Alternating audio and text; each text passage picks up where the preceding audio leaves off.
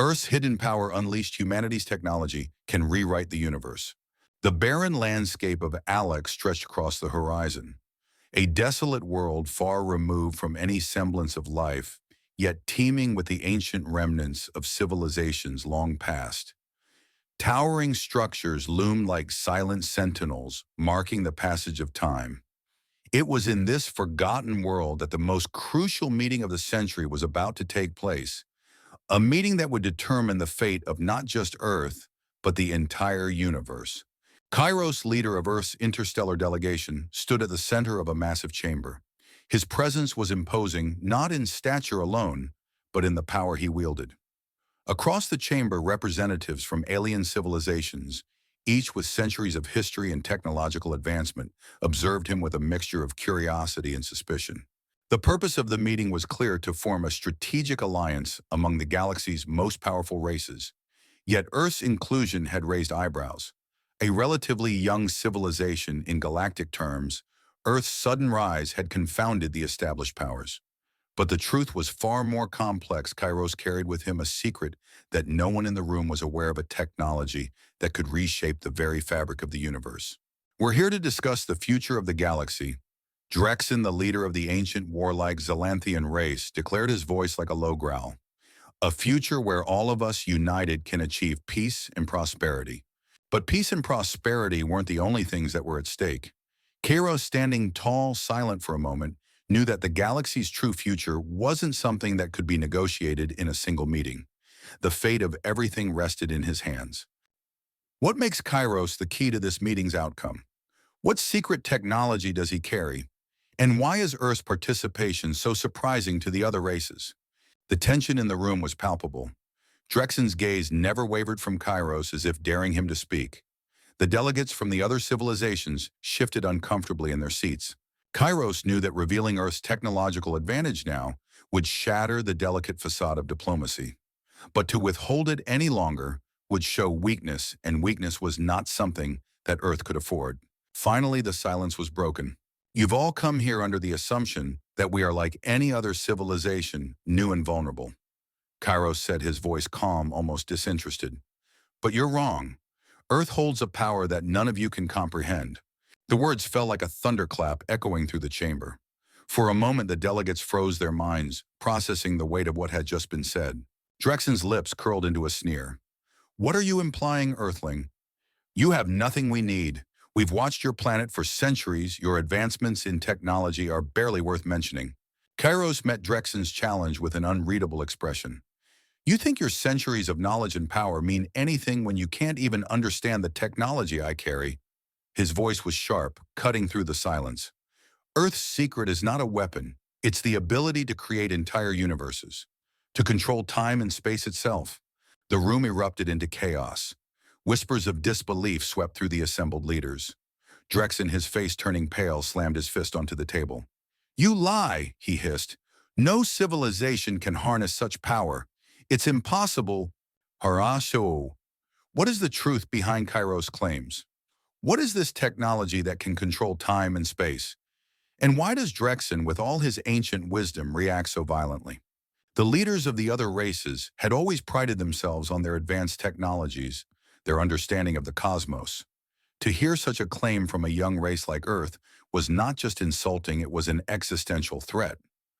The possibility that a species with no history could leap ahead of them, surpassing centuries of progress in a single generation, was enough to send waves of fear rippling through the galaxy's elite. Kairos stood unmoved, his eyes scanning the room. He knew this moment was inevitable. They had to see the truth for themselves, no matter how impossible it seemed. He took a deep breath. We didn't come here to negotiate. We came to offer a warning. His voice lowered almost to a whisper. Earth is not just a player in the game. We're the ones who are rewriting the rules. The tension in the room reached a fever pitch. Drexen stood, fists clenched, his eyes blazing. This is madness, he spat. You cannot. You're right, Kairos interrupted, his voice calm but unwavering.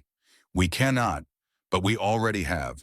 What is the nature of this warning Kairos offers? How does the rest of the galaxy respond to Earth's boldness? And will the other civilizations finally understand the gravity of the situation? The room grew deathly quiet as Kairos's words lingered in the air, hanging like a challenge. The alien leaders, accustomed to their own invulnerability, couldn't grasp the enormity of what had just been revealed. The silence was broken by Drexen, who let out a low growl of disbelief. His massive frame shifted as he took a step forward, his eyes burning with fury. "What do you mean by we already have? This is not possible. No one can control time and space, no one." Kairos's gaze never wavered. He stood motionless, his expression like granite. "You believe your centuries of study and exploration of the universe have led you to all the answers. But you have missed the most critical one." His voice was firm, each word carrying the weight of an undeniable truth. "We've learned to manipulate the very fabric of reality. We've created artificial universes. And with this power, we can bend time and space to our will." The weight of his statement crushed the room into stillness. It wasn't the content of his words that silenced the aliens. It was the quiet conviction with which they were delivered. Kairos wasn't bluffing. They could all feel it. Drexen took another step forward, his hand reaching for the hilt of his ceremonial blade, a symbol of his race's power. But he stopped. His hand trembled and his lips curled into a snarl. "Impossible. We've scanned your planet. We've studied your every movement. There's nothing there. Your technology is primitive." Kairos allowed the silence to stretch before responding, his voice smooth, almost mocking. "Primitive? Or perhaps just hidden from your sight? Earth isn't what it seems. And now it's too late for you to catch up." Why does Drexen, despite his power, doubt the truth of Kairos's claim? What is it about Earth's secrecy that keeps the other civilizations in the dark? And why does Kairos speak with such assurance? The other alien leaders shifted uncomfortably. Some exchanged nervous glances, unsure of how to proceed. They had never encountered a race so bold, so unafraid to reveal its hand. Yet what choice did they have? Earth had played a dangerous game, and now they had to face the consequences. The leader of the Krellor, a race known for its sharp intellect and stoic demeanor, spoke up, his voice calm but filled with suspicion. "If what you say is true, then why haven't you used this power already? Why haven't you taken control of the galaxy?" Kairos's lips curled into a small, knowing smile. "Because that's not our way. We have learned caution through our trials. We know the consequences of wielding such power, but now you're forcing our hand." The room shifted uneasily as the full realization began to settle in. This wasn't about forming an alliance anymore. It was about control, the power to reshape entire galaxies, to create life, to destroy worlds at will. It was too much for anyone to ignore. "Etudi, what does Kairos mean by forcing our hand? What consequences might Earth face by revealing their technology to these alien races? And how will the other civilizations react to the growing fear of Earth's newfound power?" Drexen's fury was now palpable. His eyes locked onto Kairos, burning with a mixture of fear and hatred. "You have no idea what you're doing, human," he spat. "You think you can control time, space, and the fate of the galaxy? We will not allow it." Kairos's eyes never left Drexen's. "You'll have no choice but to accept it. We've already moved beyond your understanding. We have already won." With that, Kairos turned and walked toward the central console in the room, a sleek black surface embedded with glowing symbols. With a single touch, a holographic map of the galaxy flickered to life in front of him, illuminating the faces of the alien leaders with an eerie, otherworldly glow. "You see this?" Kairos gestured toward the map, his voice colder now. "This is Earth's territory, and soon it will expand beyond anything you could have imagined." A cold silence enveloped the room as the holographic map expanded, showing Earth's vast influence. What had once been a modest blue planet on the fringes of galactic civilization was now marked as a key nexus point in the universe. Drexen's face turned pale as he realized the magnitude of what he was seeing. Earth was not just a threat, it was becoming the epicenter of power in the galaxy. Grenarch, how did Kairos come to control such vast territories, and what does this holographic map signify for Earth's position in the galaxy? Will the other civilizations accept this shift in power, or will they attempt to resist? The Kralor leader, who had been silent until now, took a deep breath and spoke with a voice that carried a sense of dread. "This This isn't just about technology anymore. This is about the very structure of the universe. What you're showing us is a map of inevitability. Kairos' gaze sharpened and his lips parted in a quiet, confident smile. Inevitable or not, it is the truth. Earth has changed the rules. We no longer seek your approval, your alliances, or your mercy. We stand as the dominant force in the galaxy. Toshornin. What does the Kraylor leader mean by the structure of the universe? How do the alien civilizations interpret the idea of inevitability in this context? And what is Kairos's ultimate goal in revealing the full extent of Earth's power? As the words hung in the air, the tension reached its peak. Each leader of the alien civilizations knew that Earth had just made its move, a move that would not go unanswered. Yet the real question remained, what would they do in response? Would they kneel before this new power, or would they try to destroy it before it could claim the galaxy as its own? The galaxy was changing, and the old order was crumbling. The question was no longer if Earth would dominate, but when. The weight of the room's silence pressed down on everyone present. The holographic map of Earth's growing territories hovered ominously in the center, each sector marked with Earth's expanding influence. Kairos had laid bare the truth humanity had the power to reshape the universe itself, and no one was ready for what that meant. Drexen, still standing at the head of his delegation, visibly struggled to maintain composure. His fists clenched and his sharp alien eyes flickered with a mix of disbelief and dread. For centuries, his people had been the apex predators of the galaxy, controlling vast swaths of space and dominating the political landscape. Now this young race from a remote planet had not only caught up, but surpassed them, reaching into the very fabric of time and space. "What are you asking of us, Kairos?" Drexen demanded, his voice trembling with frustration. "Are you expecting us to bow to you now? To accept Earth as the new ruler of the galaxy? You are a fool if you think we'll allow this to happen." Kairos stood unmoving, his hands clasped behind his back as he surveyed the room. His expression was one of cold resolve, a leader who had already accepted the inevitability of conflict. "I'm not asking for anything," he said calmly. "I'm telling you that Earth will lead the way forward. You can either accept this new reality and join us, or you can resist and face the consequences." The tension in the room thickened, a palpable force that pressed against every individual present. For the first time, the alien delegates were unsure of how to proceed. They had never encountered a situation like this. The sheer audacity of a species that had not yet reached its second century of space exploration, claiming dominion over the stars, was unimaginable. The consequences. The voice of Zalara, leader of the Honorian Alliance, cut through the tension like a blade. She was known for her cunning and sharp intellect, and her race had long been the master strategists of the galaxy. "What consequences are you threatening, Kairos? Do you think we'll let you dictate the course of the universe with your newly found toys?" Kairos turned his gaze to her, his eyes darkening with a hint of something that wasn't quite anger, but something far colder. "You misunderstand, Zalara. I'm not threatening you. I'm simply stating a fact. Earth is no longer a player in this game. We are the game. If you refuse to see this, you'll find yourselves irrelevant in a universe where the rules are rewritten." Zalara remained unfazed, her sharp features betraying little emotion. "You may control time and space, human," she said slowly, "but no technology can control the hearts and minds of the galaxy's people. You think you can simply wave your hand and change everything. You forget one thing: the galaxy has a history of rebellion." Kairos's lips twisted into a smirk, but there was no humor in it. "I'm not here to change your hearts and minds, Zalara. I'm here to offer you a chance to be part of something greater than your petty squabbles. The choice is yours: join us or be left behind." So, what drives Kairos to speak so confidently in the face of alien opposition? How does the concept of the game reflect the true nature of Earth's rise? And what makes Zalara so sure of her ability to resist Earth's newfound power? Drexen, still seething with anger, stepped forward again. "You're asking us to surrender, to give up everything we've built," he sneered, his voice low and dangerous. "But you don't understand, do you, Kairos?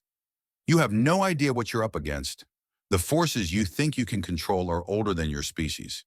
You've only just begun to understand power, and already you think you can wield it like a hammer. but there are things in this galaxy that even your kind cannot overcome. Kairos' expression hardened, and he stepped forward as well, closing the distance between himself and Drexen.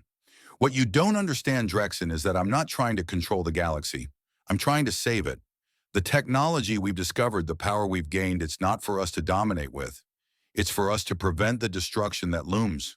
The galaxy is teetering on the edge of annihilation. And if we don't step up, if we don't act, there will be nothing left for anyone to rule. Drexen's eyes flickered with doubt, but he quickly masked it with arrogance. Annihilation. You speak of things you can't possibly understand. We've dealt with the forces of chaos before. We're prepared. Kairos's voice lowered, becoming almost a whisper. No, you're not. You're all playing in the shallow end of the pool, pretending to control something you have no true understanding of. But the deep waters are about to swallow you all. For a long moment, no one spoke. The other leaders of the various alien races shifted uneasily in their seats, unwilling to openly challenge Kairos, but equally unsure of how to respond. It was clear that this was no longer a simple negotiation. The balance of power in the galaxy had shifted, and Earth was at the center of it all. The Krelor leader, a tall figure with obsidian skin and silver eyes, finally spoke. What is it that you expect from us, Kairos?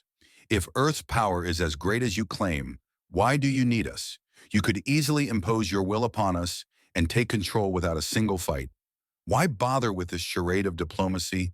Kairos's eyes narrowed, a glimmer of amusement flickering in them. Because I don't want to rule through fear. I want to lead through understanding. But if you think Earth will stand by and let you destroy everything we've worked for, you're gravely mistaken. The Krelor leader's expression shifted, the weight of Kairos's words settling over him like a cold shroud. Then what is your offer? How do you expect us to contribute to this new reality you envision? Kairos's gaze swept across the room, taking in each leader, their alien eyes fixed on him. He paused, allowing the tension to build, then spoke slowly. You have two choices: join Earth in creating a new galaxy, one where we rise together as equals, or be left behind. There is no middle ground. Sonner, what does Kairos mean by creating a new galaxy? Is there truly no way to coexist with Earth's new power? And how will the other alien leaders react when faced with the ultimate ultimatum?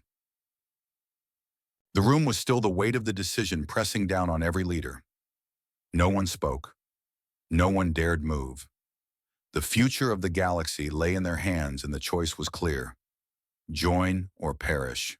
As Kairos stood before them, his confidence unwavering, it became apparent Earth had already won. Now it was just a matter of how the galaxy would accept.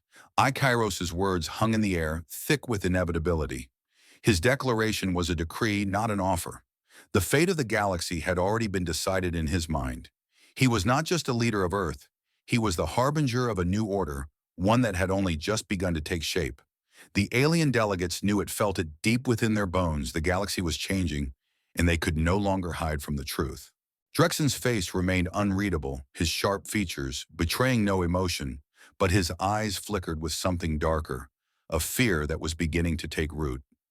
The Zalanthian leader had spent his life conquering, taking, destroying. He was the embodiment of power. Yet standing before Kairos, he realized that his strength meant nothing in the face of Earth's rise. You underestimate us, Kairos, Drexen growled. The galaxy is not yours to command. It never has been. You think you can create a new order, but chaos is the true nature of the universe. No one has ever truly controlled it, not even your kind. Kairos met Drexen's defiance with a calmness that was unsettling. I don't seek control, Drexen. I seek preservation. Earth doesn't want to dominate the galaxy, we want to protect it. The power we've found is not a weapon. It's a shield. The other leaders shifted uneasily at his words. A shield against what? Against whom? The galaxy had known conflict, war, and suffering for eons, but this was different. Kairos wasn't threatening them with annihilation. He was offering them something far more unnerving, a future where Earth held the keys to survival, to evolution, and to the fate of every star in the galaxy.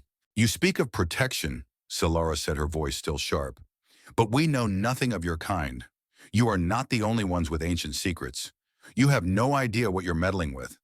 There are forces out there, forces older than your technology, forces that even the gods of the void fear. Kairos's eyes gleamed with a quiet intensity. If you truly believe that, Solara, then you're blind to the reality we face. The galaxy is on the brink. We all know it. And if we don't adapt, if we don't evolve, we will all be consumed by what lies beyond the stars. The leaders remained silent, each of them, grappling with the weight of his words. The truth was undeniable. They had all felt the tremors of a coming storm. But none had dared to acknowledge it fully. To do so would have been to accept that everything they had worked for, their empires, their legacies, could be nothing more than the ashes of a failed future. "We are not fools," the Krayler leader said slowly, his voice steady, but laced with doubt. "You may control the fabric of time and space, but that power comes with a price. We've seen what happens when civilizations wield such power irresponsibly. You cannot claim to control the universe and still expect to maintain your humanity." Kairos's expression softened, though his resolve remained unbroken. "I don't claim to control the universe. What we've discovered is not about domination. It's about survival. Humanity has faced its own extinction once before. We won't let that happen again. Not to us and not to you." The words struck like a bolt of lightning, igniting something within the gathered leaders. For the first time, there was a flicker of understanding. Humanity wasn't here to conquer. They were here because they knew better than anyone what it meant to lose everything. Earth had learned the hard way what it took to survive in a galaxy where power was fleeting and chaos was constant. "You speak of survival," Drexen said, his voice now tinged with hesitation. "But what happens when we refuse to join you? Will you destroy us? Will you erase us from existence?" Kairos's gaze was unwavering. "No, I won't destroy you, but I will protect Earth at any cost. If you choose not to join us, you will be left behind. The galaxy is changing, and those who refuse to adapt will fade into obscurity. Your choice is simple: evolve or perish." The room grew tense once again as the weight of his words settled over the alien leaders. The reality of what they were being asked to do had never been so clear. This wasn't just a political negotiation. This was the beginning of a new era, a reality where Earth stood at the center, its power unchecked and its influence unparalleled. But the question remained, could they accept it? Childurforn. Why does Kairos continue to emphasize survival over control? What does this reveal about his true intentions for Earth's place in the galaxy? And how will the alien races come to terms with the reality of Earth's rise? Solara stood, her posture regal despite the uncertainty in her eyes. "Your power is undeniable, Kairos, but we will not bend the knee so easily. There are still forces in this galaxy that do not bow to threats, no matter how great the technology behind them." Kairos's lips curled into a subtle smile. "I'm not asking you to bend the knee, Solara. I'm offering you a place beside us. But understand, this Earth doesn't need your alliance. You need ours." There was a finality to his words, an edge that made it clear that Kairos was done with pleasantries. The time for diplomacy was over. The universe was on the cusp of a transformation, and Earth was the architect of that change. The leaders stood in silence, the weight of the decision pressing down on them like an invisible force. The galaxy, once so vast and unconquerable, was now at the mercy of Earth's ambitions. And though some of them still harbored defiance, the truth was undeniable: Earth had already set the course for the future. What final decisions will the alien leaders make in response to Kairos's ultimatum? Can they risk refusing the offer of survival, or will they reluctantly submit to Earth's new order? And what consequences lie in store for them if they choose to resist? The next few moments would determine not just the fate of these civilizations, but the fate of the entire galaxy. Would they face the future together, or would they fracture under the weight of their own pride? Kairos had spoken. The galaxy would listen. The stillness in the room was broken only by the subtle hum of the holographic map projecting Earth's growing influence across the galaxy. It felt as though the universe itself had paused, waiting for the decision that would shape everything to come.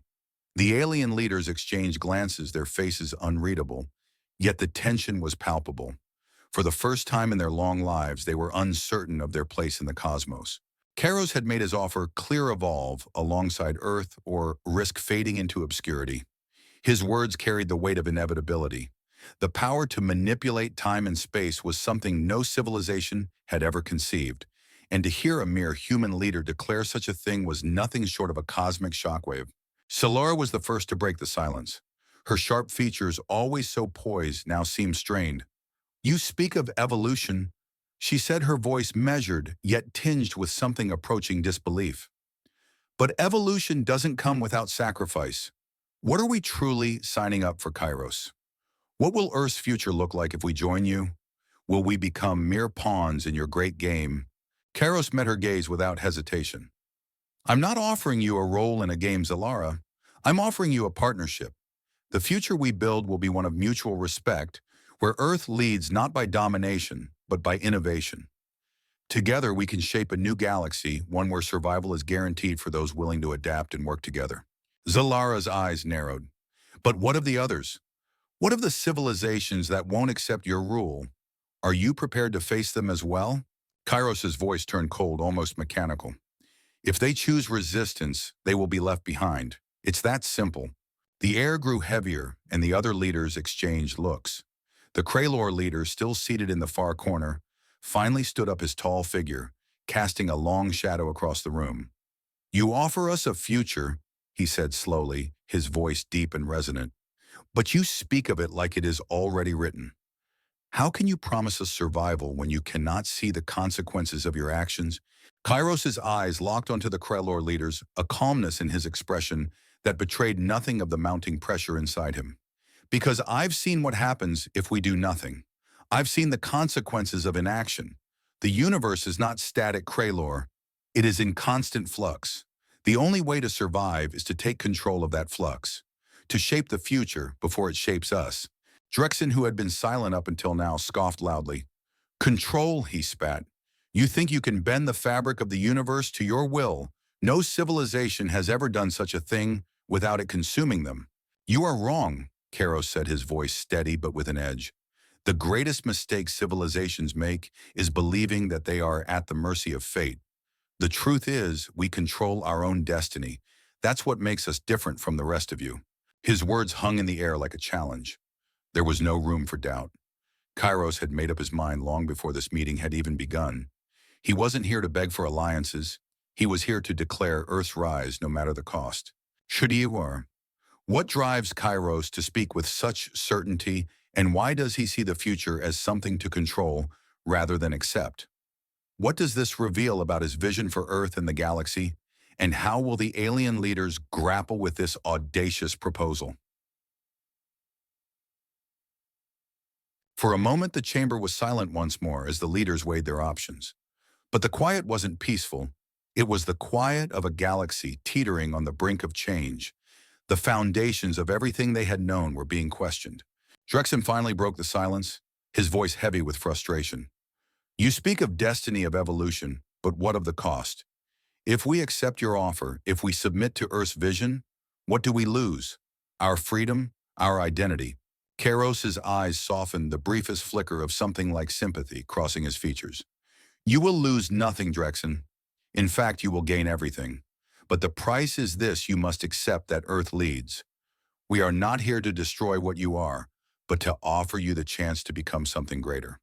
This is not about control, it is about unity. The Krellor leader, who had been silent for some time, spoke again. And if we refuse, then you will be left behind, Kairos said simply, his voice unwavering. We will go forward with or without you. The galaxy will be reshaped with or without your consent. Zalara glanced at her fellow leaders, then back at Kairos. She exhaled sharply, her mind racing. The implications of what he was offering were staggering. A partnership with Earth was not just a political shift, it was a paradigm shift. To join Earth meant to embrace an entirely new way of life, one where the very laws of time and space were subject to change. To refuse meant the risk of being left in the dust, irrelevant in a galaxy that was moving beyond their reach. But the question remained, could they really trust Kairos? Could they accept a future where humanity held such power, where Earth was the axis upon which the galaxy turned? How does Zalara view the offer now that she's had time to consider it? What is the real cost of accepting or rejecting Kairos's terms, and how does this affect the decision-making of the alien leaders? The room fell into a heavy silence once again. It was clear that there was no going back. Kairos had drawn the line, and now it was up to each of the alien leaders to decide where they stood. Their options were stark: join Earth's new order, or risk being left behind as the universe continued to evolve. I will not be part of this, Drexen finally said, his voice resolute. You may have power, Kairos, but you cannot force us into submission. We will resist. We will find a way to stop you. Kairos' gaze turned cold, his face a mask of determination. Then you will be left behind, Drexen. But I will not regret my decision. Earth's future is set and nothing will stop it. What does Drexen's refusal mean for the future of the galaxy? Will his resistance be enough to halt Earth's rise, or is his fate already sealed? And how will the rest of the galaxy respond to this moment of defiance? Kairos turned, signaling the end of the meeting. The choice has been made. The future belongs to Earth. May you all find your place in it if you can. As the alien leaders began to depart, their faces etched with uncertainty, one thing was clear: the galaxy was no longer the same. Earth had taken the first step toward dominating the stars, and now the universe would have to adapt or be left in the wake of humanity's unstoppable rise. The Galactic Council Hall emptied slowly, each leader retreating back to their factions, their minds buzzing with the enormity of what had transpired. The tension in the air remained thick long after the doors had closed behind them. Some were resolute in their rejection of Kairos' offer, like Drexen, who stormed out of the chamber with his mind set on resistance. Others were paralyzed by indecision, their grasp of the new reality slipping just beyond their reach. Drexen, seething with anger, marched through the silent corridors of the ancient Zalanthian ship that had carried him to Alex. The weight of Earth's declaration gnawed at him, eating away at his pride. A creature born of war, he had never known defeat, not until today. And now the humiliation of being forced into a corner by a fledgling species threatened to tear him apart. "You heard him, didn't you?" Drexen's voice was low, venomous, as he addressed his most trusted generals. Earth does not just seek to join the galaxy. They want to reshape it, to rule it as though they were born to lead. One of the generals, a seasoned Zalanthian warrior with pale gray skin and eyes like molten silver, stepped forward. "What are your orders, my lord?" Drexen clenched his fists, the veins in his arms bulging. "We will prepare for war. We may not be able to stop them now, but Earth's arrogance will be its undoing. We will build an alliance of our own, a resistance force. If they think we'll bow to them, they are gravely mistaken." His generals nodded in unison, but even they couldn't shake the cold weight of uncertainty that settled over them. Earth's power was unlike anything they had ever faced before. They had seen no signs of the technology Kairos had spoken of, no traces of its capabilities. But the conviction in Kairos' eyes, the certainty with which he had spoken, left no room for doubt. Earth had something monumental at its disposal.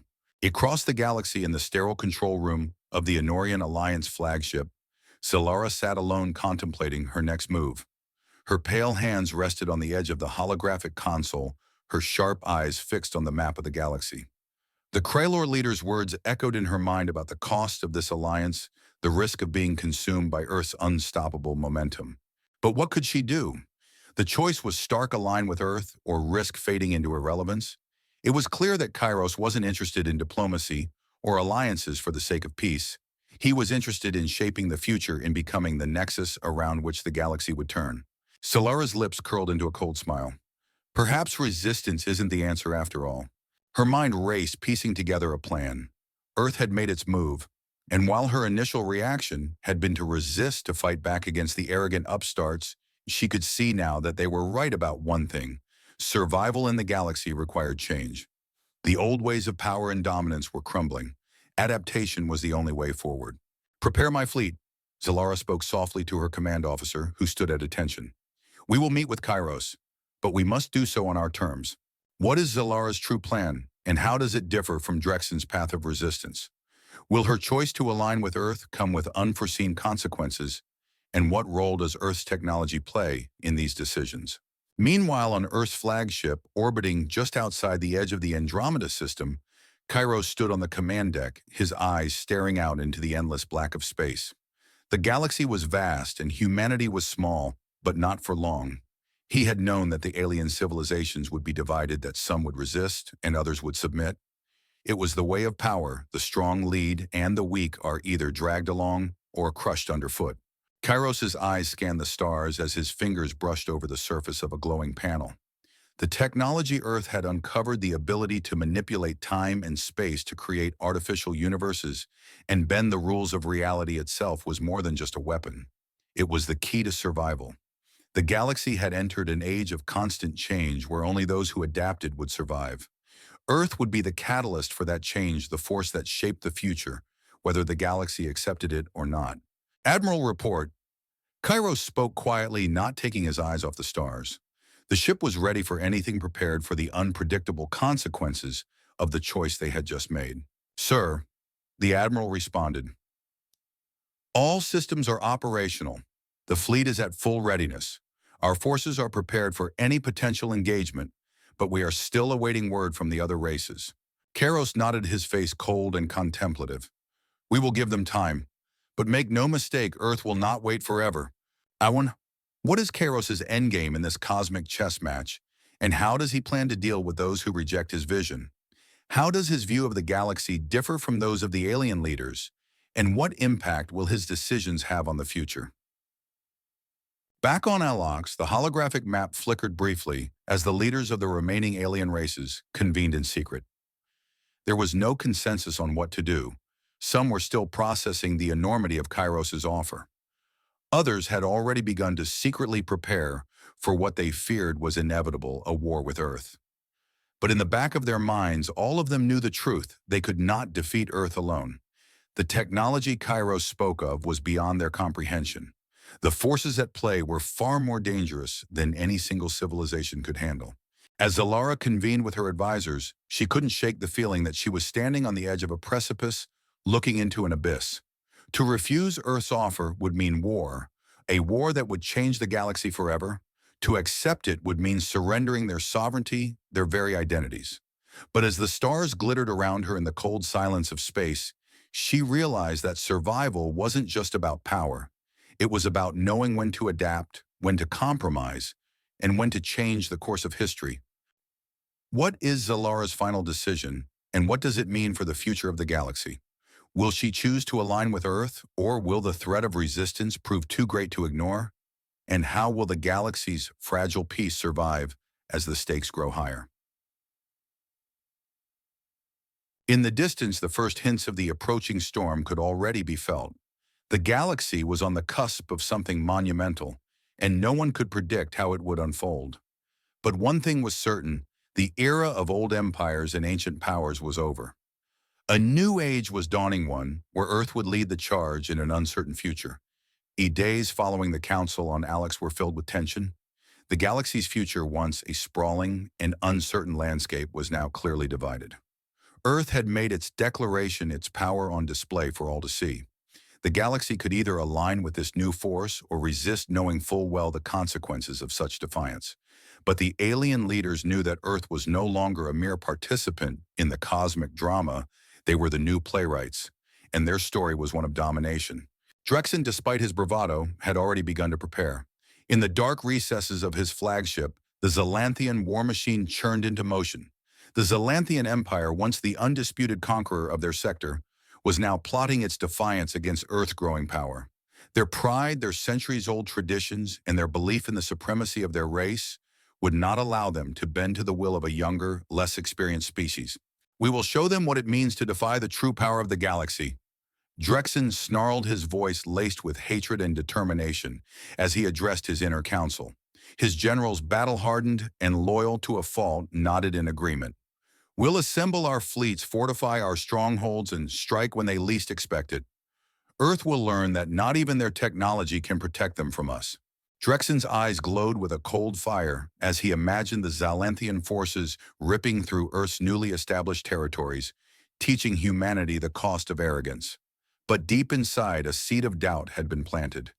If Earth's power was truly what Kairos had claimed, would even the might of the Zalanthian fleet be enough? What drives Drexen's desire for revenge against Earth? Is it purely pride, or is there something deeper at play? What would his forces face in battle against Earth's overwhelming power? Elsewhere on the flagship of the Enorian Alliance, Zalara sat in quiet contemplation, staring at the swirling mass of stars outside the observation window. The decision she had made was not an easy one. While she had initially considered resisting Earth, the weight of the galaxy's impending collapse had changed her perspective. She knew that Earth was right about one thing: survival in the galaxy required adaptation. Zalara's mind raced, piecing together the fragmented intelligence she had gathered. The technology Earth controlled the ability to manipulate time and space was beyond comprehension. But Zalara had always been a master of strategy. She was no stranger to using the elements at her disposal, and she saw an opportunity in Kairos's vision. If we can't fight them, we can at least influence them. She mused, her voice soft but firm.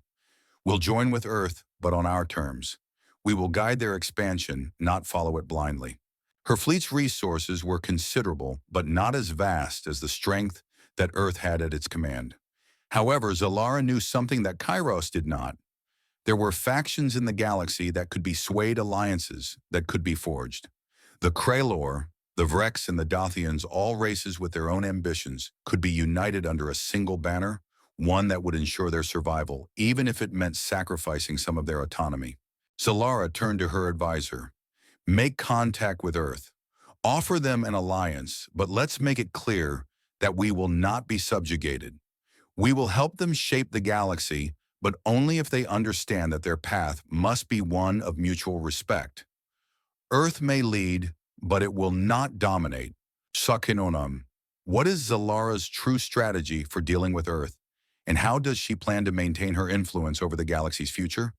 Will her proposal of a mutual respect alliance hold weight with Kairos, or will it push Earth into further isolation? Back on Earth, Kairos stood before a massive viewport on the flagship, watching as the stars outside danced by at unimaginable speeds. Earth's military might had been bolstered, its fleets now stretching across a significant portion of the galaxy. However, despite the growing strength of his position, he knew that the real challenge lay ahead, not in the battles to come, but in the hearts and minds of the galaxy's inhabitants. Admiral Kairos spoke, his voice as cold as the void outside. What is the status of the alien negotiations? The admiral, standing at attention, answered without hesitation. The Zalanthians have rejected our offer, and they are preparing for war. The Honorians have sent a message offering an alliance, but they're demanding terms. They wish to join us, but they insist on equal standing. Kairos nodded, his mind racing as he considered his next move. The Zalanthians were predictable, blinded by their pride and desperation. Their rebellion would be crushed, but it would cost them dearly. The real concern was Zalara and the Honorians. They had been a calculating political force for centuries, and their offer of a mutual respect alliance hinted at deeper plans. What are their terms? Kairos asked. The admiral hesitated before responding. They want assurance that Earth's rise will not come at the expense of their sovereignty. They demand a share in the decision-making process, claiming that they cannot simply follow Earth's leadership without having a voice in the direction the galaxy will take. Kairos stared out into the endless stars, his mind grappling with the implications of Solara's request. The galaxy was on the brink of something greater, something that Earth would lead. But could he truly trust an alliance built on such fragile grounds? Send a response, Kairos ordered after a long pause. We will consider their request, but make it clear that Earth's leadership is non-negotiable. They can join us, but they will not lead. We will guide the galaxy. If they want to be part of it, they must accept that. What does Zalara's proposal for mutual respect mean for Earth's future? Will Kairos accept the terms, or will his desire for total control push him into conflict? And what does this response reveal about Kairos's vision of leadership? The tension between the factions of the galaxy was palpable. The Zalanthians had chosen their path, one of rebellion and bloodshed, while the Honorians sought to negotiate for a place at the table. But even with these developments, one thing was clear: Earth was the future of the galaxy. Whether the galaxy chose to join Earth or resist it, Earth's power was undeniable. Kairos's ambition had set the stage for a new age, an age of creation, destruction, and a new order where humanity stood at the helm. As the first strikes of the coming war began to reverberate across the galaxy, the question was no longer whether Earth would succeed. It was whether the rest of the galaxy would survive in the aftermath. Will the galaxy accept Kairos's vision, or will the conflict with Drexen and others prove to be Earth's undoing? How will Earth's influence reshape the galaxy, and what role will the other civilizations play in this new era? The battle for the galaxy had just begun, and its outcome was uncertain. But one thing was clear: no one would be able to ignore Earth again. The first ripple of conflict spread across the galaxy like a wave breaking over a cliff. The Zalanthians, under Drexen's leadership, had ignited the flames of war, and their fleets, now fully mobilized, surged toward Earth's borders with an intensity that sent shockwaves through the galaxy. Their ships, formidable and unyielding, were the embodiment of an empire that had known nothing but victory for millennia. But Earth had changed the rules of war, and no one, least of all Drexen, had yet grasped the magnitude of what they were about to face. In the heart of Earth's command center, Kairos stood before the holographic battlefield display, his expression unreadable. The incoming Zalanthian fleet was a sight to behold, 1,000 warships, each one more powerful than anything Earth had yet faced. But the sheer scale of the threat was not what concerned him. It was the fact that Drexen had forced his hand too early. "We need to prepare for the worst," Kairos said, his voice steady but tinged with the weight of inevitability. "Deploy the fleets to the outer rim. Activate all defense protocols." The admiral, a seasoned officer with years of experience, nodded sharply. "Aye, sir, we're already mobilizing. But their numbers, they don't matter," Kairos interrupted, his voice sharp with conviction. "We have something they don't control of the fabric of time and space. We're not fighting them on their terms. We'll fight them on ours." Wairi, what does Kairos mean by fighting on our terms? How does Earth plan to counter the overwhelming numbers of the Zalanthian fleet? And what does this reveal about the power that Kairos believes Earth holds over the galaxy? Meanwhile, across the galaxy, in the quiet, dimly lit chamber of the Enorian flagship, Solara stood before her council. She had received Earth's response, and her eyes were cold as she scanned the message once more. Kairos's demand for unquestioned leadership was clear. Earth would guide the galaxy, and the other civilizations would follow. Her lips curled into a small, almost bitter smile. Kairos's confidence was unmatched, but Solara had no intention of surrendering her people's autonomy. The Enorians were tacticians by nature, and they would not bow to any one civilization, no matter how powerful. "Prepare our fleet," Solara ordered, her voice steady. "We will join Earth's fight, but on our terms. We will not be their servants. Let them understand that." Her advisors exchanged uneasy glances. They had just seen the firestorm that Drexen had unleashed by rejecting Kairos's vision, and now Solara was preparing to enter the conflict on her own terms. But was it wise to challenge Earth's supremacy in the midst of an interstellar war? Why does Solara believe she can challenge Kairos's authority while still joining the conflict? What are her true intentions in entering the war on Earth's side? And how will Earth react if Solara's subtle defiance continues? Back on Earth's flagship, Kairos's mind raced. The Zalanthians had made their move, and now the galaxy was on the verge of total war. But Solara's message presented a new complication. She was not merely offering an alliance, she was offering a partnership on her terms. A partnership that challenged Earth's leadership at its core. Kairos had anticipated resistance from some of the galaxy's older powers, but Solara's proposal was more subtle, more dangerous.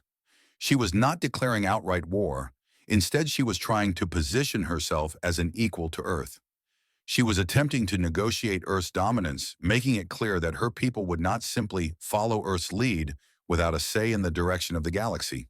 "We need to make sure this doesn't spiral into a civil war," Kairos muttered under his breath, the weight of his decisions pressing heavily upon him. The galaxy had already been thrown into chaos, and if he allowed Solara to continue her resistance, it could lead to the fragmentation of everything he had worked to build. His gaze hardened. "Contact Solara's fleet. Let her know that Earth's leadership is non-negotiable." What does Kairos's response to Solara's challenge reveal about his approach to leadership? Does he believe that negotiation is still possible, or is he preparing for a larger conflict? And how will Solara react to Earth's refusal to entertain her terms? The tension between the two factions, the rebels led by Drexen and the subtle resistance of Solara, was only the beginning. Kairos understood that the path ahead would not be an easy one. A galaxy-wide conflict was inevitable, but how would Earth emerge from this war? Would it be as the undisputed ruler of all, or would it be shattered by the resistance of those who could not or would not accept Earth's vision? As Earth's fleets prepared for battle, Kairos knew that the coming war would not be fought on the conventional battlefield alone. It would be a war of ideas, of vision, and of control. Would the galaxy adapt to Earth's new order, or would the old powers tear the new regime apart? Kairos turned to the admiral. Prepare for the first strike. Target Drexen's fleet. We will not wait for him to make the first move. Antornatum, how does Kairos plan to deal with Drexen's fleet, and what message is he trying to send to the rest of the galaxy? How will the rest of the galaxy interpret the first strike? And will it solidify Earth's leadership or escalate the conflict further? The battle was now inevitable. Earth had set the stage for its ultimate test. The conflict would not only decide Earth's fate, but the fate of the galaxy itself.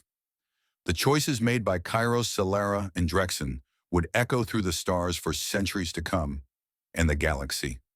The darkness of space seemed to stretch endlessly, an intimidating canvas for the looming battle ahead. On the command deck of Earth's flagship, the hum of the engines was drowned out by the cold weight of the moment. Kairos stood in front of a large holographic display, his face lit by the glowing maps of the galactic sector. Drexen's fleet was rapidly advancing, and Earth's fleets, though well prepared, would need to act swiftly if they were to protect their newfound territories. Admiral, Kairos's voice broke the tense silence, sharp and unwavering. Begin preparations for the first strike. We hit Drexen's fleet at the edge of the sector. We need to send a message not just to him, but to the entire galaxy. The Admiral, his face a mix of resolve and concern, nodded. Understood, Commander. The fleets are ready. Target coordinates are locked. The Zelanthian fleet led by Drexen was a formidable force, but Kairos had prepared Earth's forces for this moment. His strategy was simple: show no mercy, take the initiative, and make it clear that Earth was no longer a mere player in the galaxy. It was the dominant force, and those who challenged that would face swift, overwhelming retribution. Let's make this swift, Kairos murmured almost to himself.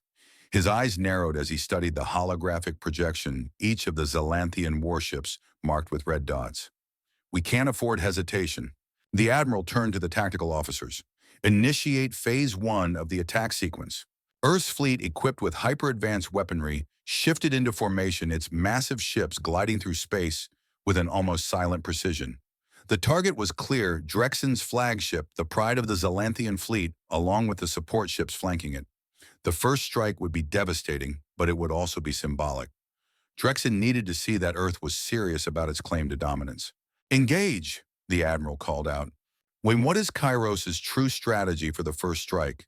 And why is it so important to send a clear message to Drexen and the galaxy? How will the Zelanthian fleet respond to this aggressive action, and what will it mean for the future of the galaxy? As the order to engage was given, Earth's fleet unleashed a barrage of weapons that sent shockwaves through the void. The Zelanthian fleet had never seen anything like it. Blinding flashes of light erupted as energy blasts collided with the Zelanthian warships, creating brilliant, deadly explosions. Ships that had once been symbols of power were reduced to debris in mere seconds, their shields no match for Earth's superior firepower. Drexen's flagship, the Vengeful Pride, was the first to feel the sting. Massive explosions rocked its hull as Earth's advanced missiles pierced its defenses. Drexen's fleet was caught off guard, scrambling to respond, but it was too late. The overwhelming firepower from Earth's ships was too much for them to handle. From the command deck of Vengeful Pride, Drexen stood frozen for a moment, his face twisted in a mix of disbelief and rage. The fleet, once the pride of his empire, was being torn apart in front of him. The flames of war that he had sought to ignite had consumed him first. He had underestimated the power of Earth, and now his fleet was paying the price. Shona, what does Drexen's reaction to the attack reveal about his leadership? How does the destruction of his fleet affect the Zelanthian morale? And what will be the repercussions of this loss for Drexen's rebellion against Earthrise? As Drexen's flagship continued to burn, the remaining Zelanthian vessels tried to rally, but they were scattered and disoriented.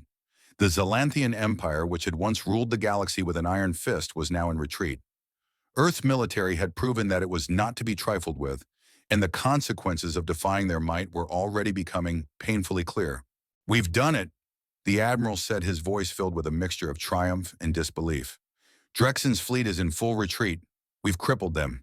Kairos, however, remained calm, his face unreadable as he watched the retreat unfold.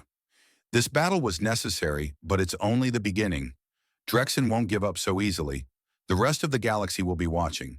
We need to prepare for the aftermath. What does Kairos' calm demeanor in the face of victory say about his view of this battle? Why is it important for him to stay focused on the long-term consequences despite the immediate success? Meanwhile, back in the cold, dimly lit chamber of Zalara's flagship, the leader of the Honorian alliance sat deep in thought. The sudden attack on the Zalanthians had shaken her. Earth's power was undeniable, and their first strike had been executed with surgical precision. But what would that mean for the galaxy's future? Would Kairos use this victory as a stepping stone for further aggression? Or was this simply the opening move in a broader strategy for domination? Her advisors were equally uneasy, exchanging glances as they awaited her decision. "We must act quickly," one of them said, his voice trembling with concern. "If Earth's fleets are this powerful, no one will be able to stand against them. We risk losing everything." Zalara's sharp eyes narrowed as she considered the situation. "We join Earth, yes, but we do so carefully," she said. "I will send word to Kairos. We will stand with him, but on our terms. This galaxy will be shaped by more than just Earth's will." How does Zalara plan to position herself and the Honorian alliance in this new order? Does she see Earth as an ally or as a threat that needs to be carefully managed? What is the true nature of Zalara's strategy moving forward? Back on Earth's flagship, Kairos received Zalara's message and offer of alliance, but with terms. She was not ready to fully submit to Earth's leadership, but she was willing to work alongside them. Kairos read the message with a hint of a smile, but his mind was already calculating the next steps. Zalara, like Drexen, was trying to maintain her power and influence. She would have to be dealt with in due time, but for now her support would be valuable in consolidating Earth's position. "Admiral, respond to Zalara." Kairos instructed, his voice cold and firm. "Let her know that Earth's leadership is non-negotiable. We will accept her alliance, but she will not dictate the course of the galaxy." As the Admiral nodded in acknowledgement, Kairos turned his gaze back to the stars, his mind racing with the implications of the battle and the negotiations to come. Earth had struck the first blow, but the war was far from over. The galaxy was still divided, and many more challenges awaited. But for the first time in history, Earth was the power that others would be forced to reckon with. What does Kairos' response to Zalara's terms reveal about his vision for Earth's role in the galaxy? How will Zalara interpret his refusal to entertain any form of negotiation? And what challenges lie ahead as Earth prepares for the next phase of the conflict? The battle for the galaxy had only just begun, and the outcome was still uncertain.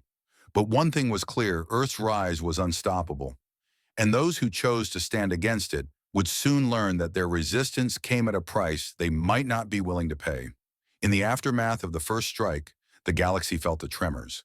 What had once seemed like an abstract war, an inevitable clash of powers, had now become a reality, and the consequences of that reality were beginning to unfold. Kairos stood at the helm of Earth's flagship, watching the stars outside with a cold, calculating gaze. The battle was won, but this was not a victory to savor. It was simply the beginning of a much larger struggle for control of the galaxy and the fate of every civilization within it.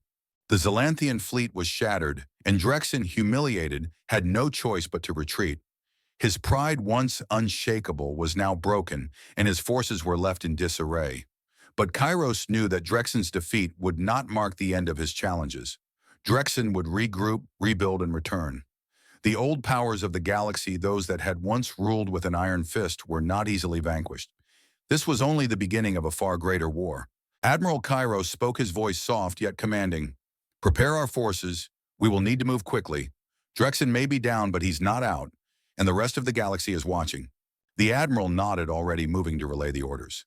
Kairos's eyes remained fixed on the stars as he thought about the larger picture. Earth had made its first move, but the chessboard was vast, and there were still many pieces to be played. The true battle lay not just in the wars of fleets, but in the war of ideas, of alliances, and of control over the future of the galaxy. Shanun, what does Kairos' statement reveal about his understanding of the war ahead? Why does he see Drexen's defeat as just the beginning of a much larger conflict? And what are the challenges Kairos faces as Earth prepares for the next phase of the war? Meanwhile, the response from Zalara had been swift, and her words, though polite, carried an unmistakable weight. She offered an alliance, but with her own terms. Zalara was not ready to fully submit to Earth's leadership. She still saw herself and the Honorian alliance as players in this new galaxy, players who would not bend to the will of Earth without a say in the decisions being made. Kairos had expected this, and while his expression remained unreadable, he couldn't help but feel a sense of admiration for Zalara's cunning. She was a strategist, and she knew that submission without autonomy would be unacceptable to her people. But Earth's position was clear. Leadership was not negotiable. There could be no question of equality. Earth had already shown its power, and now it would lead. Yet Kairos was not blind to the potential value of Zalara's alliance. The Honorians were a formidable force, and while Zalara's terms were not ideal, an alliance with her could solidify Earth's position and send a clear message to the other factions in the galaxy. The power of negotiation, after all, was a tool just as valuable as any weapon. "Send a response to Zalara," Kairos ordered. His voice was firm, but there was a note of respect for the Honorian leader's diplomatic skills. "We will accept her terms for now, but make it clear that Earth will lead. If she chooses to follow, we will welcome her. If she chooses resistance, the consequences will be clear." What does Kairos' decision to accept Zalara's terms reveal about his strategy for Earth's future? Why does he choose to enter into this delicate alliance, and how does he plan to use it to his advantage? As Earth's response was sent, the tension in the galaxy mounted. The rest of the universe had watched as Drexen's fleet was shattered in the blink of an eye, and now the question was whether they too would submit to Earth's growing dominance or rise up in rebellion. The galaxy's old powers were not dead, not by a long shot. They were simply fractured, their unity shattered by the emergence of Earth as a dominant force. Now each faction had to decide how it would respond to the new reality. Drexen, licking his wounds in the far reaches of space, was already preparing his next move. The Zalanthians had been humiliated, but Drexen's thirst for vengeance was insatiable. The galaxy had underestimated Earth. Once, he would not make the same mistake again. He would rebuild, gather his allies, and return stronger than before. As for the Honorians, Zalara's cautious approach to Earth's leadership would not be the last challenge Kairos would face. Other factions in the galaxy races with their own ambitions and goals would soon make their presence known. But Kairos was not afraid. The galaxy was changing, and Earth was at the center of that change.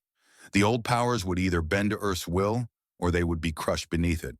What does Drexen's intent to rebuild and return mean for the future of Earth's dominance? How does Zalara's cautious approach to Earth's leadership set the stage for future conflict? And what other challenges will Kairos face as he navigates the complex web of galactic politics and war? Back on Earth, Kairos knew that the battle for the galaxy was only just beginning. There would be more conflicts, more alliances to broker, and more challenges to overcome. But in this moment, Earth had proven its strength. And as long as Earth's leadership remained unwavering, no force in the galaxy could stop it. The galaxy had been divided for millennia, but now there was a new order, a human order, and with it the future of the stars would be written. What will the galaxy's future hold under Earth's leadership? Will it become a place of stability, or will the constant struggle for power continue to shape its fate? And how will Kairos' vision of a new order be tested as the galaxy moves forward into an uncertain future? Kairos' gaze remained fixed on the stars, the vast expanse of space reflecting the infinite possibilities ahead. Earth had taken its first step into a new era. Now it was time to see if the galaxy was ready to follow. The vastness of the galaxy felt even more suffocating to Kairos as he stood at the command center of Earth's flagship, gazing out into the swirling stars. The consequences of the first strike were still rippling across the galaxy. Drexen, though humiliated, would not remain passive for long. The Zalanthian Empire, while temporarily crippled, was still a formidable power, and Kairos knew that their thirst for revenge would push them into a new phase of their resistance. The rest of the galaxy watched, unsure of how to react to this new power on the horizon. "What is the status of Drexen's fleet?" Kairos asked, his voice low and firm. The Admiral's hologram flickered to life in front of him. "They are in retreat, Commander, but they are not defeated. The remaining forces have begun reorganizing in the outer systems. It will take some time, but they are regrouping. We can expect them to strike again once they've reestablished their fleet." Kairos nodded, a glimmer of frustration in his eyes. We cannot afford to wait. Drexen's pride will not allow him to stay down for long, but we cannot rush into another battle without fully understanding what it means. We need to prepare, but also set the stage for Earth to emerge as the undeniable power in the galaxy. The Admiral hesitated for a moment before speaking again. Are we going to extend the offer of an alliance to Drexen then? Or are we preparing for a full-scale war? Kairos's lips pressed into a thin line. The offer of an alliance is closed to him for now. His defiance will cost him, and Earth does not forget. But we will not act in haste. Our position must be solidified first. We will extend the hand of cooperation to others who seek a new order in the galaxy, those who can accept Earth's leadership. But those who choose resistance will face the consequences. Why does Kairos decide to close the door on an alliance with Drexen, even though the war is far from over? What does this decision reveal about his approach to leadership and his long-term strategy for Earth's dominance? Meanwhile, on Zalara's flagship, the Enorian leader sat in her darkened chamber contemplating her position. The recent events had forced her to reevaluate her strategy. While she had initially planned to navigate Earth's growing power carefully, the scale of the destruction and the overwhelming efficiency of Earth's military had left her with little choice but to align herself with them. The galaxy was changing, and she had to adapt or risk being swept away by the tide. "Prepare my fleet," Zalara said, her voice cold, yet laced with determination. "We will meet with Kairos, but on our terms. He must understand that the Enorians will not be subjugated. We will cooperate, but we will not be mere satellites to his regime." Her advisors exchanged glances but did not question her orders. The Enorians had always been skilled negotiators, and Zalara knew that their position, while not as powerful as Earth's, still carried weight. She had learned from the ancient powers of the galaxy that respect in the new order would come not just from strength, but from the ability to navigate the shifting alliances that were sure to follow.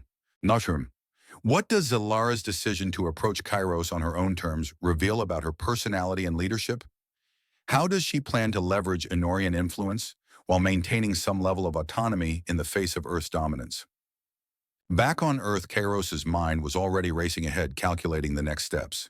He knew that Earth's rise would not be met with universal acceptance. There were too many forces, too many ancient empires that would resist any attempt to change the status quo. And even though Drexen's fleet had been crippled, the threat of rebellion from the galaxy's other powers remained. His decision to show no mercy to Drexen would send a message, but he also knew that a galaxy-wide war could spiral out of control quickly if not managed carefully. "I want all diplomatic channels open," Kairos commanded. "We will meet with the leaders who are willing to cooperate. I will speak to Zalara myself, but I want to make sure we extend the hand of peace to those who understand what Earth represents." The Admiral looked at him, concerned in his eyes. "You mean offer alliances even while we prepare for war?" Kairos nodded slowly. "Yes, Earth will be the dominant power, but I won't destroy those who accept our leadership. This galaxy will be reshaped, but it doesn't have to be destroyed in the process. Our strength will speak for itself. But we need willing allies to make it work. The old powers are fracturing. They will either join us or fall." What does Kairos's decision to pursue diplomatic channels while preparing for war say about his leadership style? Is he attempting to balance his desire for dominance with his need for stability in the galaxy? While Kairos's military might have shattered the Zalanthian fleet, it was the political maneuvering ahead that would prove to be the true test of Earth's rise. The balance of power in the galaxy was teetering, and each faction's response to Earth's growing influence would determine the fate of the universe. Drexen, licking his wounds in the far reaches of space, was already plotting his revenge. The Zalanthians would rebuild, and they would return stronger, more determined, and more dangerous than before. But for now, Earth has sent its message. The question remained, would the rest of the galaxy join the new order or resist it? The upcoming alliances and battles would shape the future of the stars. How will Drexen's next move affect Earth's future? Will his rebuilding efforts lead to a stronger resistance, or will he be crushed by Earth's unyielding power? What role will the galaxy's other factions, like the Enorians and others, play in the coming conflict? As Kairos stood on the command deck watching the stars once again, the future of the galaxy was no longer a distant dream. It was unfolding before him, and with each decision, each move, Earth's place at the center of that future became ever more certain. But one thing was clear, the cost of leadership was steep, and the price of victory would be high. What does Kairos's unwavering vision for Earth's future mean for the galaxy? Will his leadership usher in an era of peace, or will the galaxy's struggle for dominance continue? And how will the galaxy's fate be decided as the battle for control rages on? The path ahead was fraught with uncertainty, but one thing was undeniable: the galaxy would never be the same again. The aftermath of Drexen's defeat was not a victory that Kairos could fully savor. He understood the deeper implications of what had just occurred. Earth had struck first and the message had been clear, but this was only the beginning. The galaxy was far from unified, and the ancient empires were not easily cowed. The factions that had ruled for millennia were fractured, but they still wielded influence. And Kairos was not naive enough to believe that the galaxy would simply bow to Earth's will. Back on Earth's flagship, Kairos stood before a holographic map of the galaxy, his fingers hovering over it as he traced the lines of influence Earth had now claimed. Drexen's fleet had been destroyed, but other forces were already mobilizing. The Kralor, a race known for their intellectual might and cunning, had remained quiet thus far. Zelera, the leader of the Enorian alliance, had already made her position clear, offering an alliance but on her own terms. Earth's dominance was being challenged, and the galaxy was on the brink of a new kind of war. A war not just of ships and weapons, but of ideas, strategies, and power dynamics. Admiral Kairos spoke, his voice steady as he surveyed the map. "Prepare the fleets. We'll strike swiftly if we have to, but the real battle is about diplomacy now. We cannot afford to lose the political high ground." The admiral, a seasoned veteran of many campaigns, nodded solemnly. "We'll be ready, sir. The Krylor and the Enorians are both watching us. It's a delicate situation, but I trust we can keep our position strong." Kairos turned his attention to the map once more, contemplating the galaxy's fractured state. He knew that the Krylor, despite their intellectual prowess, would be a difficult challenge. They valued knowledge and strategy above all else, and would not easily accept Earth's rise without a significant amount of negotiation. And then there was Zalara, who had already begun laying the groundwork for a different kind of alliance, one based on a delicate balance of power, not submission. What does Kairos's understanding of the political landscape reveal about his leadership style? How does he view the balance of power between Earth and the other factions? And what is his strategy to maintain dominance in a galaxy that is shifting beneath him? In a darkened war room on the Kreller flagship, the leader of the Kreller, a race known for their cold logic and sharp minds, paced back and forth. Unlike Drexen and Zalara, the Kreller had been far more reserved in their response to Earth's rise, but that did not mean they were unaware of the growing threat. "We cannot allow this," the Kralor leader muttered, his voice cold and calculated. "Earth cannot simply rewrite the laws of the galaxy. It is an affront to everything we have worked for. If we do nothing, we will be swept aside by this human tide." His most trusted advisor, a figure as calculating and strategic as their leader, spoke up. "What do you propose, Lord Vrex? The Zelanthians are broken, but there are still factions that oppose Earth's rise. The Enorians, the Dothians, the Rill. These forces will rally together against them if they know how to leverage their power." Lord Vrex paused, his sharp eyes gleaming in the dim light. "Then we will join them, but not under the banner of rebellion. We will offer a new vision, a galaxy where knowledge and wisdom govern, not brute force." Showin. What does Lord Vrex's approach to resisting Earth's rise reveal about the Kraller's strategy? How do they plan to position themselves in this new power struggle, and what kind of alliance are they attempting to build? Meanwhile, Zalara, now aboard her flagship, was preparing to take the next step in her plan. Kairos had rejected her terms, but she was not deterred. The galaxy had always been a place of shifting allegiances, and now Earth was a part of that intricate web. She would not simply follow Earth's lead. No, she would ensure that her people retain their autonomy and influence in this new order. "Send a message to Kairos," Zalara said, her voice firm. "We will join Earth, but under the condition that we are treated as equals. Earth leads, but not alone. We will have a say in how this galaxy is shaped. If Kairos refuses, we will find allies who will respect us." Her advisor, ever loyal but anxious, looked at her with concern.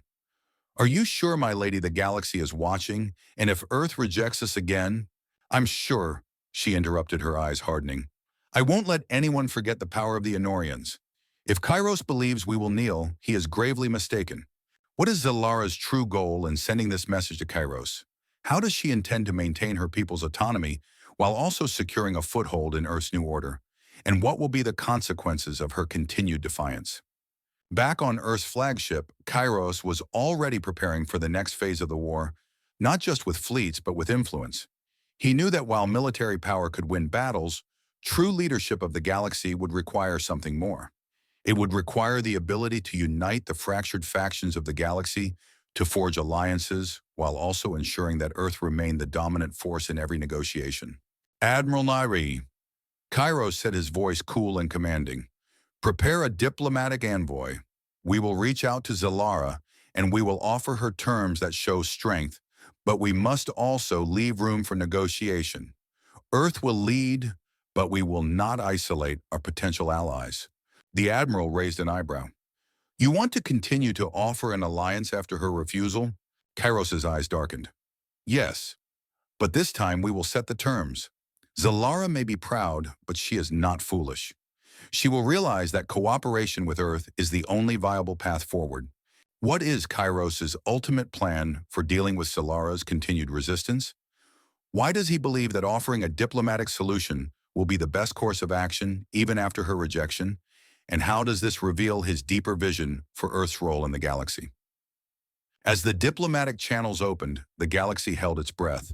The future of the stars was now in Earth's hands. Would the galaxy rally behind Earth's new order, or would the old empires rise up in a final desperate attempt to preserve their power? Only time would tell. For Kairos, the path forward was clear: Earth would lead. But the road to ultimate power was fraught with danger. Diplomacy, war alliances, and betrayals would all play their part in shaping the galaxy's future. And in the end, Earth would either become the unchallenged ruler of the stars, or it would burn in the flames of rebellion. Paku, what will be the ultimate outcome of Kairos's efforts to unite the galaxy under Earth's rule? Will the galaxy accept Earth's leadership, or will it fracture under the pressure of rebellion and resistance? And how will Earth's dominance affect the future of the galaxy and its countless civilizations? The war had only just begun, and the galaxy's fate was yet to be decided. As the stars spun in their eternal dance across the vastness of space, the universe's fate was being shaped by forces both seen and unseen. Kairos, standing at the helm of Earth's flagship, knew that the first steps toward galactic domination had been taken, but the true struggle was far from over. The battle for control of the galaxy was no longer confined to mere ships and weapons. It had evolved into a war of ideologies, alliances, and influence, and the first wave of resistance had already begun. With Drexen's fleet broken and the Zalanthian Empire in disarray, Earth had proven its might. But as the news spread across the galaxy, it became clear that the true test was not simply military superiority, it was the ability to navigate the intricate web of galactic politics. Earth needed allies, and fast. The galaxy's other great powers, those who had long ruled through alliances of convenience and ancient traditions, were now on edge. They knew that their days of unchallenged power were numbered. Some would try to adapt to align with Earth's rise, but others would resist. The galaxy was changing, and not everyone was willing to accept Earth's leadership without a fight. Admiral Kairos said, his voice firm and precise. We've received Zalara's message. She wants an alliance, but under terms that give her autonomy. She believes she can bargain with us. Let's show her that Earth's leadership is not up for negotiation. The Admiral, who had served Kairos through countless military engagements, nodded gravely. Understood, Commander. We'll make sure our response is clear but not dismissive. She needs to understand the gravity of our position. Kairos looked out at the infinite expanse of space, the stars gleaming like distant fires in the night. We will send her a counteroffer. Earth is willing to cooperate, but she must understand that we are the ones who will lead the galaxy. We'll offer her a role, but it will be under Earth's terms. What does Kairos's handling of Zalara's offer reveal about his leadership? Why does he reject her terms, even though cooperation could help solidify Earth's position in the galaxy? On Zalara's flagship, the response from Earth had been swift, and it was exactly what she had expected. Kairos had rejected her terms, asserting that Earth's leadership was non-negotiable. She had anticipated this, but it still stung. She was no fool. She knew that Earth's military power was unparalleled. but her pride as the leader of the Honorian alliance demanded respect. She had never been one to yield easily, and she certainly wouldn't start now. Prepare the fleet, she commanded her trusted officer. We will send a response to Kairos. If Earth is to lead it, must lead with us, not over us. I will not submit to a reign of domination. We will negotiate, but we will also stand firm. Zalara's eyes flashed with the fire of a leader who understood the stakes. The Honorians were not merely a fleet to be cowed. They were a force to be reckoned with. The galaxy had always respected them for their intelligence and strategic acumen. Kairos may have shown the galaxy his might, but the true battle for dominance she knew was one of mind, not just weapons. Ascend the message, Zalara instructed. We will align with Earth, but on the condition that we share in the decisions that shape the galaxy. If Kairos wants our support, he will have to show us that Earth is not a conqueror, but a partner. What is Zalara's true strategy in her dealings with Kairos? Does she intend to maintain her power while cooperating with Earth, or is she setting the stage for future conflict? Back in the heart of Earth's command center, Kairos received Zalara's response. Her terms were clear: Earth could lead, but the Honorians would not bow. They demanded a seat at the table, not as subordinates, but as partners. It was a reasonable offer, but it was also a challenge. Kairos had already made it clear that Earth would not simply be one faction among many. He had no intention of negotiating away his authority. I want the fleets ready, Kairos said, his voice cold but composed. But this time we will not strike first. We'll wait for the other factions to make their moves. Zalara wants power and we'll give her a taste, but Earth will lead whether she likes it or not. Why does Kairos choose not to immediately respond with force to Zalara's challenge? What does his decision to wait for the other factions to make their moves say about his strategy for maintaining control? The Kralor, meanwhile, were growing bolder. Lord Vrex, their leader, had watched Earth's rise with calculated patience. The Kralor were not like the Zalanthians driven by pride and anger. They were thinkers, planners, and strategists. They saw Earth's strength as both a threat and an opportunity. Lord Vrex knew that to survive, the Kralor would need to be part of the new galactic order, but only if they could secure a position of influence. And to do that, they needed to be in the right place at the right time. We will make contact with Zalara. Lord Vrex told his advisors, his voice low and deliberate. She may be proud, but she is not foolish. She understands the stakes, and she will be our ally. But we must be cautious.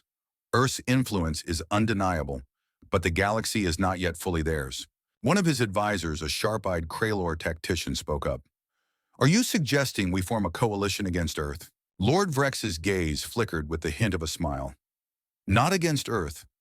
But Earth cannot dominate the galaxy without us. If we stand together, we can shape the future on our terms. Let Zalara believe she is leading the charge. In the end, the Kralor will hold the power. What is Lord Vrex's ultimate goal in approaching Zalara for an alliance? How does he plan to use the Kralor's strategic acumen to challenge Earth's authority without direct confrontation? The galaxy was teetering on the edge of something far more complex than Kairos had originally anticipated. It wasn't just about military victories anymore. It was about forging alliances, navigating politics, and securing the loyalty of those who might one day rise to challenge Earth's rule. Each faction had its own ambitions, but they were all watching Earth, waiting for the right moment to strike, to negotiate, or to align. Kairos understood this. He knew that Earth's rise would not be without resistance, but resistance could be managed if the right alliances were made. And so as he prepared for the next steps in Earth's journey to galactic dominance, he understood that he had to act not just with strength, but with wisdom. The war was far from over, but the ultimate goal was not just to win, it was to reshape the galaxy and to ensure that Earth stood at the center of it. What challenges lie ahead for Kairos as he navigates the shifting alliances of the galaxy? Will Earth's influence continue to grow, or will the galaxy fracture under the pressure of competing ambitions? The future of the galaxy was uncertain, but one thing was clear. Earth had made its move, and now the galaxy would have to decide whether to follow or resist. And Kairos, as its leader, would either become the architect of a new order or the first casualty in a battle that no one could afford to lose. As the vast expanse of space stretched infinitely before him, Kairos stood in the heart of Earth's flagship, his gaze fixed on the swirling holographic map of the galaxy. The tide of the war had turned in Earth's favor, But the battle for supremacy in the galaxy was not over. He had successfully broken Drexen's fleet, humbled the Zalanthians, and forced Zalara into a tenuous alliance. But the universe was far from unified, and Kairos knew better than to assume victory was guaranteed.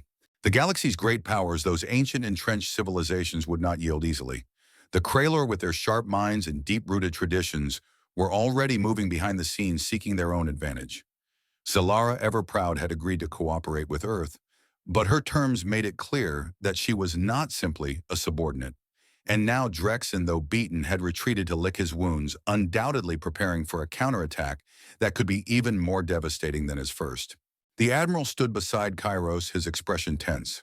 "Sir, we've received word that Drexen is rebuilding his fleet. The Zalanthians are not done yet. They will strike when ready." Kairos nodded, his eyes hard as steel. "I expected as much. Drexen's pride won't let him stay down for long, but we've set a precedent. Earth has shown what happens when power is challenged. It will be a long road, but we are no longer a fringe player in the galaxy's struggles."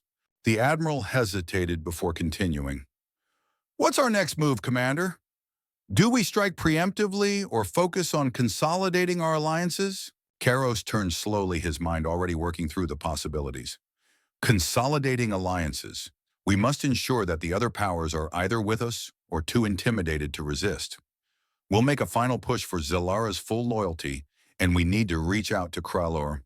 If we can bring them into the fold, we'll have a coalition that will be hard to challenge." The Admiral raised an eyebrow. "The Kralor.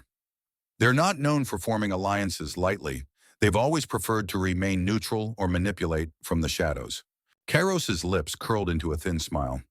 "Then we'll give them a reason not to remain neutral.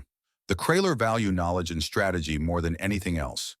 We'll offer them a chance to shape the future of the galaxy under Earth's leadership, of course. Let's see if their desire for influence outweighs their pride." What is Kairos's ultimate goal in negotiating with the Kralor? How does he plan to use their intellectual prowess to Earth's advantage? And what does this reveal about his vision for the future of the galaxy? Across the galaxy on the Kralor flagship, Lord Vrex sat alone in his private quarters, deep in thought.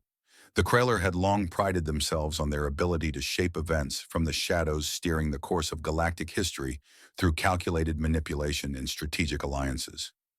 Now Earth was making its move to reshape the galaxy entirely. Lord Vrex could not afford to sit idly by. Earth's power was undeniable, but that power needed to be managed. "I've received Kairos's message." Lord Vrex said, his voice low and deliberate. "He offers an alliance, but one that places Earth firmly in the lead. He seeks our participation, but only if we accept Earth's dominance." One of his most trusted advisors, a Kralor tactician known for his sharp intellect, spoke up. "Are we to accept this, my lord? The Kralor have always remained above the squabbles of other empires. Should we involve ourselves with Earth?" Lord Vrex's expression was unreadable. "We must. Earth's rise is inevitable. But if we are to be part of this new order, we must ensure that we are not mere pawns in someone else's game. If Kairos believes he can dominate the galaxy with brute strength, he is wrong. The galaxy will be shaped by more than just his military might. It will be shaped by ideas, by strategy, and by those who understand how to wield both." He turned to his advisor. "Send word to Kairos. We will join him, but only if we are given the intellectual reins in guiding the galaxy's future. We may not rule it, but we will ensure that our influence is felt in every decision made." What does Lord Vrex's decision to align with Earth reveal about the Kralor's long-term goals? How does Lord Vrex intend to use Earth's ambitions to further the Kralor's position in the galaxy, and what will be the outcome of their alliance? Back on Earth's flagship, Kairos received Kralor's response. It was a cautious but firm offer. They would join Earth's new order, but they demanded significant influence over the direction the galaxy would take. The Kralor were not interested in being subjugated to Earth's rule. They sought to ensure that their intellectual and strategic prowess would be central to any decisions regarding the galaxy's future. Kairos read the message carefully, his mind already calculating the next steps. Kralor's offer was enticing. Their knowledge and strategic acumen would be invaluable, and securing their allegiance would be a major victory for Earth's position. But there was a risk. The Kralor were not allies in the traditional sense. They were negotiators, manipulators, and they would not simply accept Earth's dominance without a carefully crafted role for themselves. "We'll accept their terms," Kairos said to the Admiral, "but we'll make sure they know their place. Earth will lead the galaxy, and they will have a seat at the table, but they will not dictate the course of this new order. We will remain in control." Oh. How does Kairos' decision to accept Kralor's terms reflect his growing understanding of the complexities of galactic politics? How does he plan to maintain control while also appeasing potential allies like the Kralor? As the diplomatic channels opened and Kralor's allegiance was secured, Kairos felt a strange sense of anticipation building within him. The galaxy was on the cusp of a new era, one where Earth would stand at the center of everything. But with every ally gained, the pressure grew. The galaxy was not a simple game of domination. It was a delicate web of alliances and power struggles. Each move, each decision carried weight far beyond the battlefields. Earth had shown its strength, but true leadership would require more than just military might. It would require the ability to unite disparate factions, to shape the future, and to manage the subtle balances of power that existed in the galaxy.